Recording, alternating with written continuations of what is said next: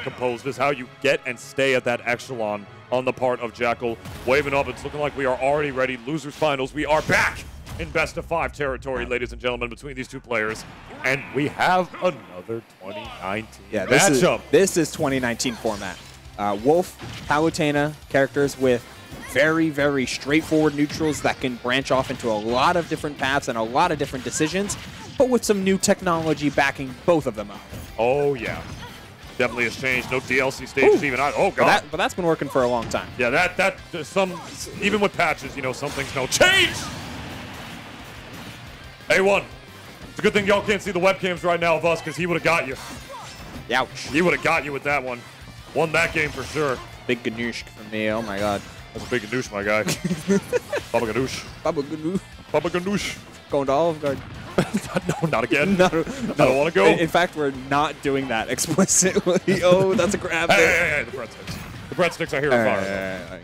I'll give But the actual food is not as edible as this set right now. With only a 50% differential, but tacking almost in a whole stock above Marvale is Jakal right now. This is definitely a matchup that he's more than familiar with. Tri-State used to be the land of the Palus. Oh, yeah. Way back in the day, if you want to talk about 2019 some more. So he's definitely used to being off 3-1 in stocks against some of them.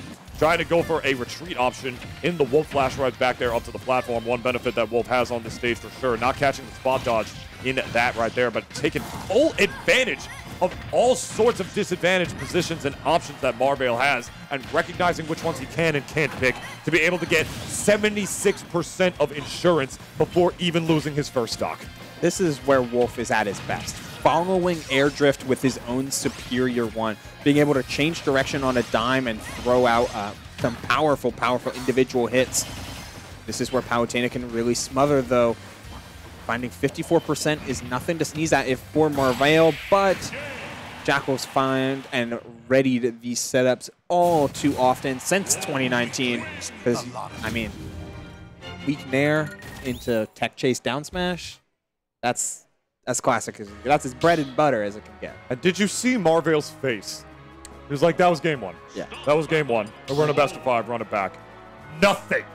Stone cold. It happens. I love it. I love seeing the faces of the players that are locked in. Something that I, once again, as a NASB 2 player, don't often see with our online brackets. But that ain't the game we're playing right now. We're playing Super Smash Bros. Ultimate instead, where I can see the lovely and talented faces of these wonderful and talented players right now, and I get to visibly see how locked in they are, rather than just feeling it right now. Marvale's out here showing it. We're running it right back to Pokemon Stadium 2, saying it had nothing to do with, like, me. It had nothing to do with the stage or my counter pick. Just some adaptations that I have to make. The stage is fine. I can do this. Let's get into it. I mean, the spacing and the muscle memory down to pat when it comes to these like teleport cancels and the movement that Marvale likes to do. Setups with the platforms as well. Like, all of that stuff is something you don't want to get rid of. You don't want to throw off your muscle memory too much and have to overwhelm your mental stack by your own hand. You need every little bit going into a player like Jakal, who's got so much experience in this matchup and so much experience like playing this game at a high level. We're seeing the outvalue that a Wolf can do, finding these single hits and these two-piece combos. But Marvale answering back. A nice little optimization there with the auto reticle as well, getting as much damage as he can before the reversal from Jakal changes this situation on a dime. That's a classic, really. Just the explosive flame edge guard into the auto reticle. Just optimal classic damage. Ooh. Even if it whiffs, you still got stage control. You can still get your Palutena ledge trap after that. You still have everything the character is known for at the end of the day. And a beautiful drift away, or DI away, I should say, on that down tilt. And even more beautiful, just stop to get around that explosive flame. Not even shielding, because he wanted as few and fast active frames as he possibly could to run over and continue that ledge trap against Marvale. You know how ballsy that is to just run in and just like stand there in front of a giant explosive sun that was created by a goddess in front of your face like that? Every other lower level player in this venue would have taken one of their shoulder buttons and clicked it down. The shield there, and they wouldn't have gotten that ledge trap because of it.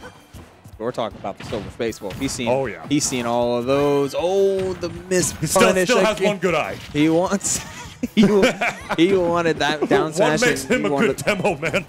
He's making his way through it. Oh, I like that a lot. Yeah, we finally saw that. It's been a minute since we've seen him do that. And the drag with the Nair as well, like fast falling a lot later to ensure that he was following DI. Like, very nicely played on the part of Marvale in order to confirm that which can be a little bit awkward given the pop-up nature of some of the inner hitboxes of Palutena neutral air. But I digress. Instead, it is Marvale sealing things out and getting us to that nice even mid-percent.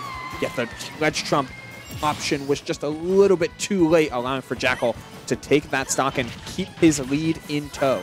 Marvale is dying a lot to ledge trump failure recoveries.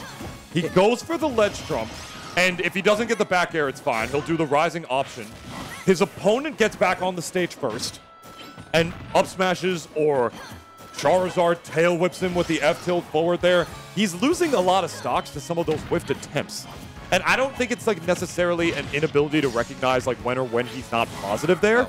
I think it's just like the level of player that he's fighting against right now, recognizing when they are positive in those interactions instead, as Jakal is going to go up 2-0 against Marvale right now. So let me tell you something that Palutena does really, really well. Please. It is threaten ledge hang and ledge grab ledge, like the 2-frame, with things like down tilt, with things like the specific hitboxes of the side B as well, doing a lot of pressure in that regard. Ledge drop and to double jump neutral air, just really covering that space. That incentivizes players to get off of ledge as quickly as possible with buffered ledge options. What the timing that Marvale's covering is like if someone grabs ledge and then waits a beat. But he's already conditioning them to buffer an option, which is always going to make those ledge trumps late. Needs to play it a little bit faster or just anticipate people getting off of ledge quicker, or in the case of Jakal sometimes, flat out skipping that step entirely. I'll take the punish if it means I get off of ledge and not getting threatened by Palutena back air in a kill scenario. Right, okay. I'm definitely, I mean, I'm probably going to see like those like scenarios once again, so hopefully it'll come like even more apparent as time goes on, but even like Jakal being able to play around that, like him even knowing the reason that, like, you know, Marvale was going for those options anyway, as far as buffering those kind of options quicker enough, making his own options easier. Like, that's just, oof. That's just big brain stuff. That's like really, that's above my pay grade, bro. Bro, like, that's why I'm sitting here doing this. I mean, same. I can't react. Yeah, but you, it's a different story, you know, it's for different reasons, all right? Point is, it's an insanely smart option, and it's an insane metagame at this stage of the game to even see kind of stuff like that happen. Okay, that one I don't think was a misinput. I think Jakal I think he started to feel it a little bit. Yeah, no, that was and I'm up 2-0, and like I want to solidify that I'm better than you real quick. So I said earlier that Palutena's counter sucks. That sucks. Palutena's counter doesn't stop like most other counters do when they connect. She just keeps falling. Ergo, if the move doesn't, if the hurt box isn't big enough to connect with, sometimes she'll just miss.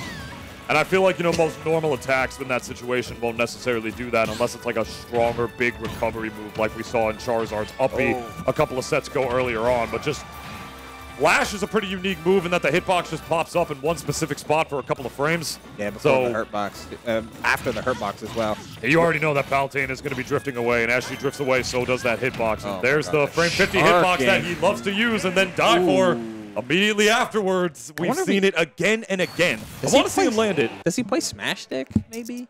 That might be the case, because I will say, if there's anything about Smash Ultimate, and another one of the many reasons that even as somebody who uses Smash Stick myself, Tilt Stick is still the more optimal one, not only because it makes your tilts easier to get out. Tilts are typically lower lag attacks. And the thing with, you know, Smash Ultimate's platforms is that we got some... You really, if you want to drop through platform with an aerial, you need to time it right. Yeah. Like, the buffer on it is so generous in the other direction for buffering the grounded option as opposed to the drop through aerial, is you really got to make sure you get your stick down first and then do the attack, which is part of the reason why Tilt Stick is better, because if you mess it up, it'll at least be a lower lag one. But with Smash Stick, I can't explain it. It feels like there's a bigger window to get the smash attack out. Or there's some sort of like priority that happens with the sticky platforms or something. I really couldn't tell you necessarily, but I will say I do see that happen way more with Smash Stick players when they're trying to drop through with an aerial on the platform and get a smash attack instead, as opposed to Tilt Stick ones. The only reason that when I was an active player I was able to get away with that as much as I did was because I played Mario, and his smash attack, his forward smash was so lagless that it usually didn't matter to me. But that's neither here nor there. I do not know the answer if he plays with Smash Stick, but it would not surprise me with how often we've seen those F smashes on the platforms, because I do believe there's a less lenient window, if I'm not mistaken. Do not quote me on that. I could see that happening. But either way, Jakal put on quite the clinic in order to overtake second place and bring us to another chapter of one of many storied rivalries and storied histories in the New Jersey and tri-state scene, and that is